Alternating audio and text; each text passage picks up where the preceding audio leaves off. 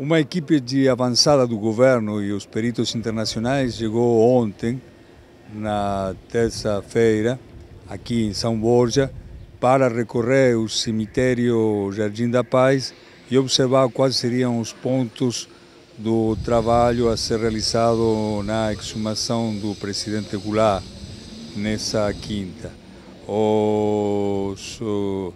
A delegação internacional chegou de Argentina, Uruguai e Cuba, onde procedem os especialistas que representam a família do presidente Goulart. Posteriormente, na noite da terça, houve uma audiência pública encabeçada pela ministra Maria do Rosário, de Direitos Humanos, e o ministro José Eduardo Cardoso, da Justiça. Hoje fazemos um resgate importante para a história brasileira. Nós vamos buscar esclarecer os fatos que são indispensáveis para que nós conheçamos aquele período tão triste que nós vivemos e que todos nós possamos ter a clareza de que o que aconteceu naquele período não pode mais se repetir. Para isso, a verdade histórica tem que ser encontrada e os trabalhos seguirão essa linha. O Brasil está escrevendo a sua história verdadeira e com o olhar da população, isso que é muito importante. Resgatar o presidente João Goulart é também resgatar a nossa própria vivência democrática diante deste ato que o período da ditadura militar produziu no Brasil. É a partir de São Borja, com o resgate de nossas raízes, de nossas emoções, de nossos mortos, é que começaremos a resgatar a verdadeira história do nosso país e do desenvolvimento social que derrubou o governo João Goulart, mas não foi um golpe contra Jango, foi um golpe contra o povo brasileiro. Independentemente do resultado dessa perícia técnica, a qual a gente deposita grandes esperanças, a gente tem certeza que isso é uma grande vitória para o nosso país. E a gente espera, na Comissão Nacional da Verdade, que os mortos e desaparecidos representados na figura do nosso presidente Jango possam também ter os seus casos destravados por esse ato simbólico que acontece hoje. Os ministros da Justiça, da época da ditadura, diante de arbítrios, diante de fatos obscuros, Maria do Rosário, dizer nada a declarar. E é com muito orgulho do meu país, com muito orgulho daqueles que morreram e lutaram pela democracia neste país, que eu hoje, como ministro da Justiça, digo: eu tenho muito e o dever de declarar. O dever de declarar a verdade histórica. O dever, em nome do Estado brasileiro, pedir desculpas e perdão àqueles que foram vítimas da ditadura e a seus familiares. A primeira motivação que temos é humanitária. A motivação primeira que temos aqui é resgatarmos, a pedido da família, as circunstâncias da morte do presidente João Goulart. Ao mesmo tempo, nós estamos diante de uma figura, de uma pessoa simbólica para a democracia do Brasil. Um presidente que é o único entre os presidentes brasileiros que teve o momento final da sua vida em circunstâncias do exílio.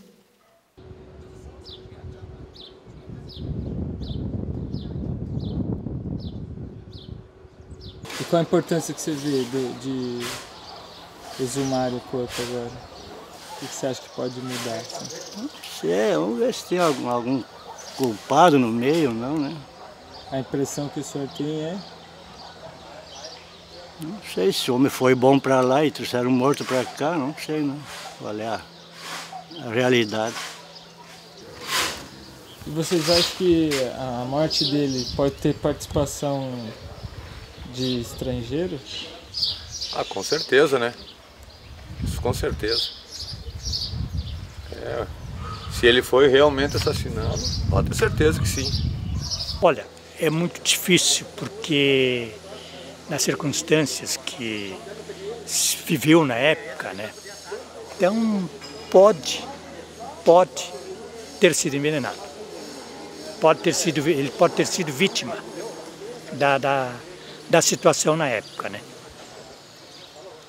E quem teria matado ele? Quem teria envenenado? Quem teria mais interesse? Interesse, o próprio regime, né? Na época. Porque ele era um líder popular. Que o próprio regime na época não tinha interesse que ele voltasse vivo para o Brasil. Aí não sei se foi morte natural ou foi morte envenenada. Agora que nós vamos saber. Agora é que nós vamos saber o certo. Se foi envenenado, aí tem que descobrir quem que envenenou. O corpo do presidente Goulart foi objeto de uma peritagem prolongada. Isso devido a que houve de respeitar os protocolos internacionais e o tempo inicial estimativo não foi utilizado finalmente pela equipe de expertos internacionais encabeçados pelo representante da família Goulart, o diretor da Academia de Ciências Médicas de Habana, Cuba. Se han hecho las perforaciones en la pared todavía sin tener acceso al interior de la bóveda para hacer las extracciones de gases, que como él explicó, se corresponde con el protocolo de la búsqueda de sustancias gaseosas. En cuanto a las sustancias que se buscan, son las que generalmente hay una investigación toxicológica general en la cual se buscan sustancias gaseosas y de otro tipo, por tanto eso corresponde al protocolo, pero también por la historia de la Operación Cóndor y los métodos que se han empleado en otras ocasiones, había específicamente la posibilidad de búsqueda de sustancias gaseosas. Foi primeiro o Brasil, foi depois o Chile, mais tarde o Uruguai, mais tarde a Argentina. A ditadura brasileira teve muito a ver com o processo de degradação institucional da região. Teve a ver não apenas pela forma em que sua diplomacia tratou os aliados e os inimigos, mas também como o Brasil exportou o conhecimento e a logística para montar o Plano Condor. Mitológico, falso, superficial. Supôs que o Plano Condor foi apenas uma criatura inventada pelo primário Augusto Pinochet em Chile em novembro de 1975. Já para esse momento, novembro de 1975, quando foi o vértice clandestino que institucionalizou, se é que podemos falar dessa forma, o Plano Condor, muitos anos antes desse encontro, no qual o Brasil também participou, já a ditadura brasileira, tomando como base de apoio a estrutura aportada pelo Itamaraty, através do CIEX, através de uma instituição formal do Itamaraty, a qual observava, perseguia, sequestrava e até eliminava inimigos dessa ditadura no exterior, já tinha estabelecido um protótipo do Plano Condor. Digámoslo de outra forma, o Brasil já tinha seu próprio Plano Condor, sua própria estrutura de repressão multinacional, 5 anos antes, pelo menos, da criação dele em Chile em 1975.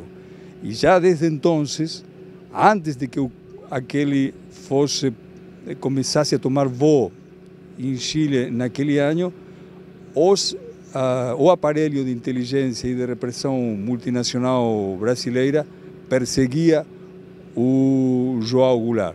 É por isso que, quando aconteceu sua morte, em 6 de dezembro de 1976, o Goulart já levava algo assim como 12 anos sendo o alvo preferencial do sistema clandestino de informações brasileiro. É por isso, então, que a exumação que está acontecendo nesse momento aqui no Jardim da Paz, muito mais do que a recuperação de um corpo denigrado pelo tempo e objeto de análise científico e toxicológico, é também desenterrar uma história que ainda precisa ser contada, a do Plano Condor no Brasil.